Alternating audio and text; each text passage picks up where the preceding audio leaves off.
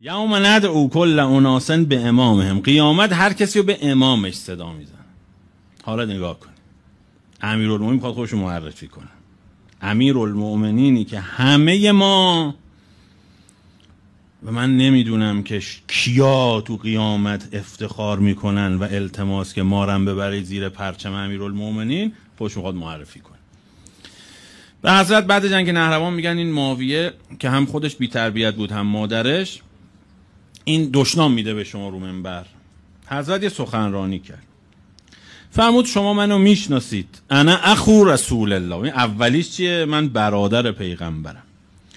و ابن عمه و سیف و نقمته، من شمشیر عذابی هستم که پیغمبر بر سر اینا آورده. نفرمود شمشیرم اینطوری ها، خودم شمشیرم، چون همین کس و کار معاویه رو زدم. و عماد و نصرتهی، من اون ستونیم که یاری دهنده پیغمبر و تکیهگاه پیغمبر. انا رها جهنم الدائره، مدیریت جهنم دست من، میگم کی باید بره اونجا. و قابض الارواح، همشو نمیخونم. ببین همش هر جا خودشو معرفی میکنه یه عبارت بیشتر نمیگه. من اراده کنم ارواحتون از اجسام، از اجسادتون مفارقت میکنه. یه کلمه میگه دیگه، توضیح نمیده. بعث الله الذی لا یرده عن قوم المجرمین، اون خشم خدا هستم که بر سر دشمنان نازل میشه. دیگه بند دوم ادامه نمیده. انا مجدل الابطال، اونی که پهلوان ها رو به خاک و خون کشیده منم.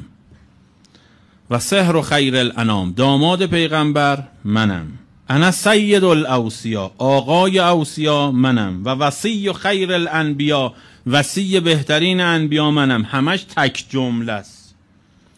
انا باب و مدینه العلم، باب مدینه علم پیغمبر منم. و خازن و علم رسول الله، گنجینه دار علم پیغمبر منم. میبینید همش تک کلمه است. تا میرسه به اینجا خود خودشو معرفی کنه. اون آقایی که همه انبیا دوست دارن خودشونو به او بچسبونن. به قول شیخ حسین نجف، کل قوم توسلت به نبی، هر قومی به پیغمبرش متوسله. و بهی از توسلت انبیاها، و به او، به این امیرالمؤمنین، همه انبیا متوسلن.